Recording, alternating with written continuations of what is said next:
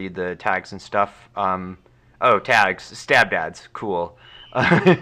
General audiences, we've got Aradia, Diamond, Snepida, and Pickle Inspector.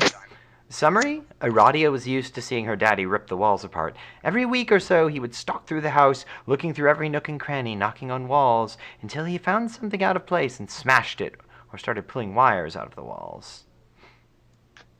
All right. Aradia was used to seeing her daddy rip the walls apart. Every week or so, he would what?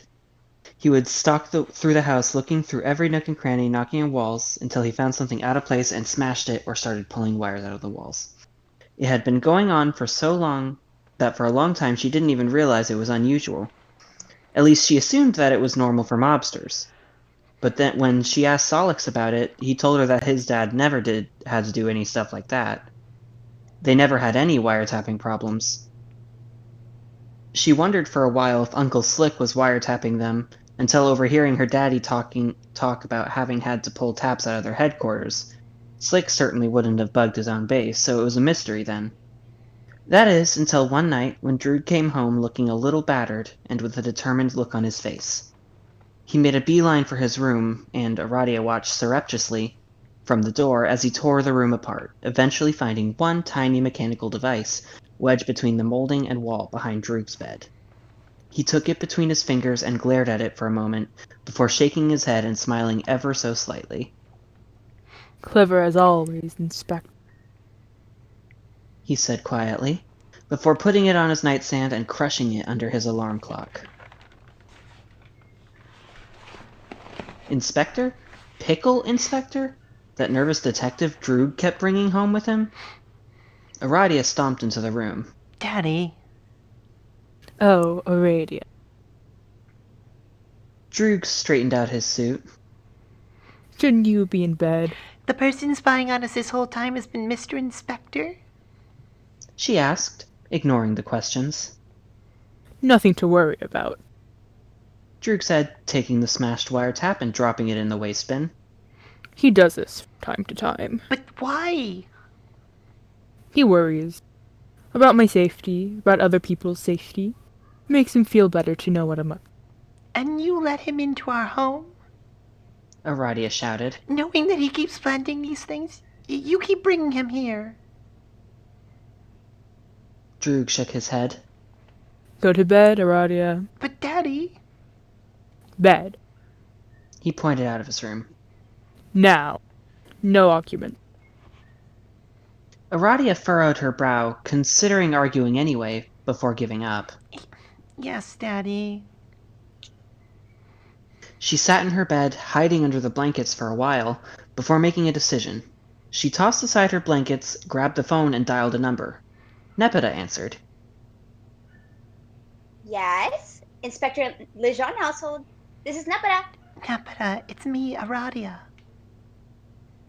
Aradia whispered, hoping her father wouldn't overhear her. Listen, I need to talk to your daddy tomorrow after school. It's really important. Leave it to me. Nepeta said. You're in capable pods. Thanks. Bye. And Aradia hung up. She laid down and stared up at the ceiling, planning in her head what she should say. Aradia was, indeed, in capable pause. That morning at school, Nepeta gave Aradia the lowdown. She suspected, from Aradia's voice, that this was something sneaky, so Nepeta had decided to be sneaky herself and told Inspector that she really, really wanted to hang out with Aradia. Eventually, she got Inspector to call Droog and tell them that he'll be picking up Aradia up from school today. Nepeta was pleased as punch. After all, this was pretty much like role-playing for her. After school, Inspector did indeed pick them up, and soon they were outside a nearby cafe, eating cakes and drinking tea. Eventually, Aradia cleared her throat and said to Nepeta, Hey, Nepeta, do you want to maybe go pick out another slice of cake? Oh, Nepeta said, springing to her feet. yes. That sounds like a perfectly good idea. Nepeta scampered into the shop. Inspector watched her warily, then looked to Aradia. Your father was hesitant about you seeing me today. He said. Oops. Is there a reason for that? Aradia put her teacup on the table. Why are you spying? Why are you stalking my daddy?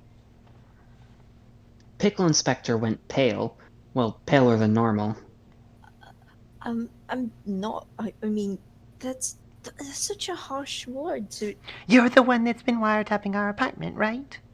Well, yes, I've been. It's just. So stop. Pickle Inspector shook his head. No, it's not. I can't just. You don't have to be worried about my daddy. He can take care of himself. And what he does to other people isn't your business. She said as calmly as she could, trying to mimic her father's disposition. Stop spying on him. I don't. I don't think you understand. So explain it to me. Inspector fidgeted, pulling at his sleeves.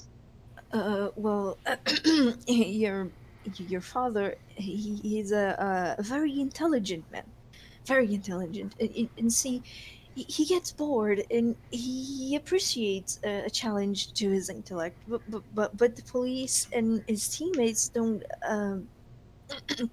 quite deliver. So you...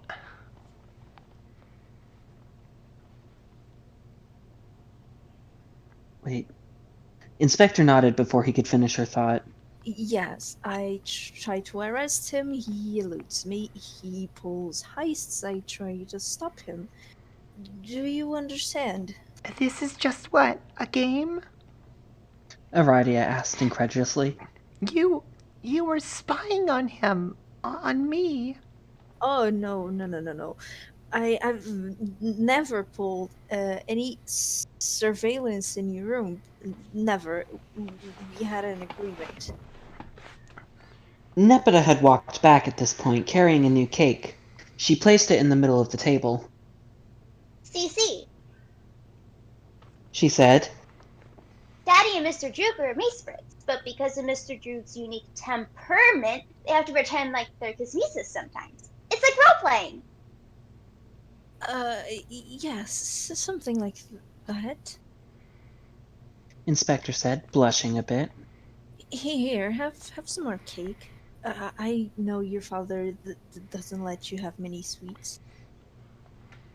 Aradia glared at him before sighing and accepting the proffered cake. She took a bite.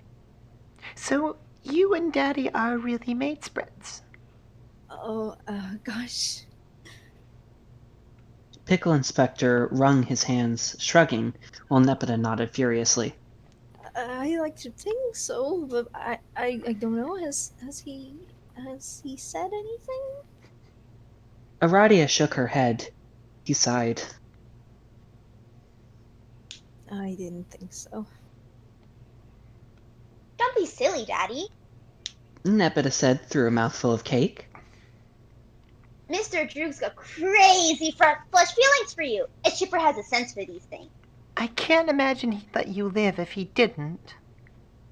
Aradia said, feeling a bit defeated. Most people can't even get away with accidentally eavesdropping on him. Thank you, girls. He smiled and refreshed their teacups. How about we do a little shopping after we're done here? Does that sound fun? Nepeta cheered. Aradia could tell when she was being bribed, but she smiled nonetheless. That was great. That was very cute. I like that. Good shit, I good always shit, good love shit. stab dads. It's really good. delightful. I'm writing something for PI and the beta. Excellent.